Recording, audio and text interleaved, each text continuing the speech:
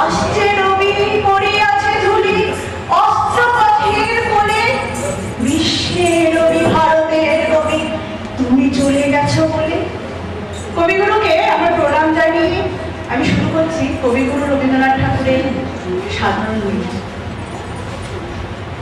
আমি অন্তপুরের মেয়ে, চিনবে না আমাকে।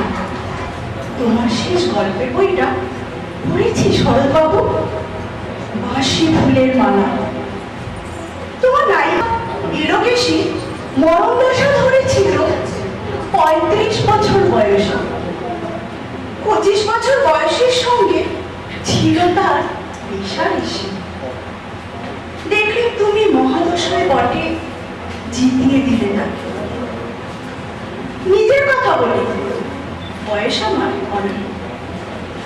একজনের মন ছুঁয়েছিল আমার এই কাঁচা বয়সের মায়ায়। তাই জেনে লোকেরা হতো আমার দেহে। ভুলে গিয়েছিলাম অত্যন্ত সাধারণ মেয়ে আমি। আমার মতো এমন আছে হাজার হাজার মেয়ে। অল্প বয়সের মন্ত্র তাদের যৌবনে।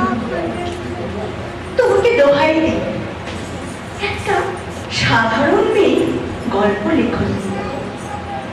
বড় দুঃখ তার ও স্বভাবের গভীরে অসাধারণ যদি কিছু তলিয়ে থাকে কোথাও। কেমন করে প্রমাণ করবে সে? কেমন করে প্রমাণ করবে সে? এমন কজন মেলে যারা তা ধরতে পারে? কাঁচা বয়সে জাদু লাগে ওদের চোখে। মন চায় না সত্যের খোঁজে। আমরা বিকিয়ে যাই মরীচিকার দাবি। কথাটা কেন উঠলো তাই বলি। মনে করো তার নাম নরেশ। সে বলেছিল কেউ তার চোখে পড়েনি আমার মতো। এত বড় কথাটা বিশ্বাস করবো সে সাহস হয় না। না করবো যে এমন জোর করি। একদিন সে গেল বিলেতে। চিঠিপত্র পাই কখনো বা। মনে মনে ভাবি রাম রাম, এত নিয়ম আছে সে দেশে, এত তাদের ঠেলা ঠেলি ভিড়, আর তারা কি সবাই অসামান্য? এত বুদ্ধি, এত উচ্চতা, আর তারা কি সবাই আবিষ্কার করেছে এই নরেশ সেনকে? স্বদেশে যার পরিচয় চাপা ছিল 10-এর মধ্যে। গেলবারের চিঠিতে লিখেছে লেজির সঙ্গে গিয়েছিল সমুদ্রে নাড়িতে। বাঙালি কবির কবিতা কলেন গিয়েছে তুলে। সে সেখানে উর্বশী উঠছে সমুদ্র থেকে। তারপরে বালির পরে বসল পাশাপাশি। সামনে তুলছে নীল সমুদ্রের ঢেউ, আকাশে ছড়ানো নির্মল সূর্যালো। লেজি তাকে খুব আস্তে আস্তে বলল, সেদিন তুমি এসেছো, দুদিন পরে যাবে চলে। ঝিনুকে দুটি খোলা, মাঝখানটুকু ভরা থাক একটা নিরিট অশ্রুবিন্দু দিয়ে, দুর্লভ মূল্যহীন। কথা বলবার কি অসামান্য ভঙ্গি। সেই সঙ্গে নরেশ লিখেছে, কথাগুলি যদি বানানো হয় দোষ কি, কিন্তু চমৎকার।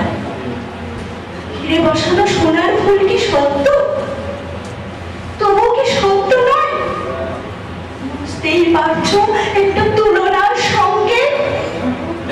ওর চিঠিতে অদৃশ্য কাটার মতো আমার বুকের কাছে বিধিয়ে দিয়ে জানাই আমি অত্যন্ত সাধারণ মেয়ে। মূল্যবান নিয়ে কোনো মূল্য চুকিয়ে দিই এমন ধন নেই আমার হাতে। ওগো, না হয় তাই হলো, না হয় ঋণী হইল চিরজীবন।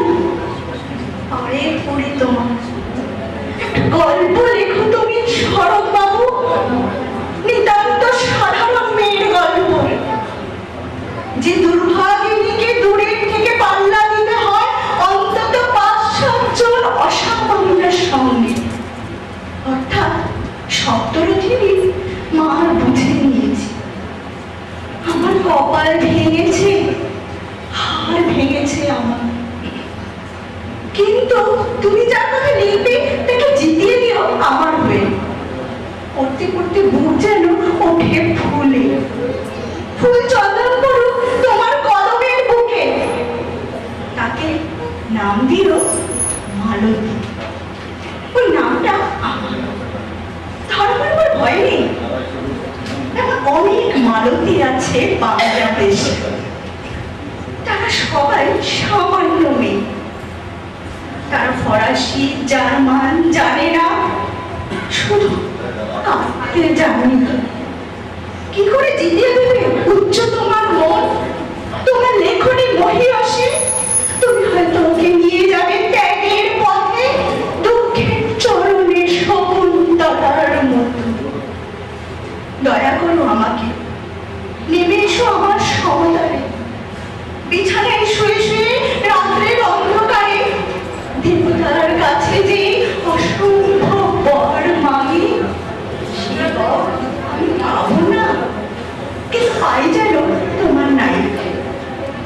রাখো না কেন নরেশকে 7 বছর লন্ডনে, বারে বারে ফেল করুক তার পরীক্ষায়। আদরে থাক আপন উপাসিকা মণ্ডলী। ইতিমধ্যে মালতী পাশ করো এমএ কলকাতা বিশ্ববিদ্যালয়ে গণিতে প্রথম তোমার কলমের এক আচরে। কিন্তু ওইখানেই থামো, তোমার সাহিত্য সম্রাট নেমে পড়বে কলঙ্ক। তোমার দশা যাই খাটো করো না তোমার কল্পনা। তুমি তো কৃপণ নও বিধাতার মতো। মেয়েটাকে দাও পাঠিয়ে ইউরোপে। সেখানে যারা জ্ঞানী, যারা বিদ্যান, যারা বীর, যারা কবি, যারা শিল্পী, যারা রাজা দল বেঁধে আসুক চারদিকে। যদি বিধির মতো আবিষ্কার করবো ওকে, শুধু বিদুষী বলে নয়, নারী বলে। ওর মধ্যে যে বিশ্ববিজয়ী জাদু আছে, ধরা পড়ুক তার রহস্য। মোরের দেশে নয়, যে দেশটা আছে সমজদার, আছে দরদি, আছে ইংরেজ, জার্মান, ফরাসি। মালতী সম্মানের জন্য সভা ডাকা হোক না, বড় বড় নামী যাদের সভা। মনে করা যাক সেখানে বর্ষণ হচ্ছে মুষলধারে চাটুবাবু। মাঝখান দিয়ে সে চলেছে অবহেলা, ঢেউয়ের উপর দিয়ে যেন পানির নৌকা। ওর চোখ দেখে ওরা করছে কানাকানি। সবাই বলছে ভারতবর্ষের সজল মেয়ে, তার উজ্জ্বল রৌদ্র মিলেছে ওর মোহিনী দৃষ্টিতে। এইখানে জনার দিকে বলে রাখি, সৃষ্টিকর্তার প্রসাদ সত্যই আছে আমার চোখে, বলতে হলো নিজের মুখে। এখনো কোনো ইউরোপীয় রসকের সাক্ষাৎ ঘটেনি কপালে। নরেশ এসে দাঁড়ান সেই কোণে, আর তার সেই অসামান্য মেয়ের দল। আর তারপরে আমার মতি সাথে নুরলো, স্বপ্ন আমার পুরলো।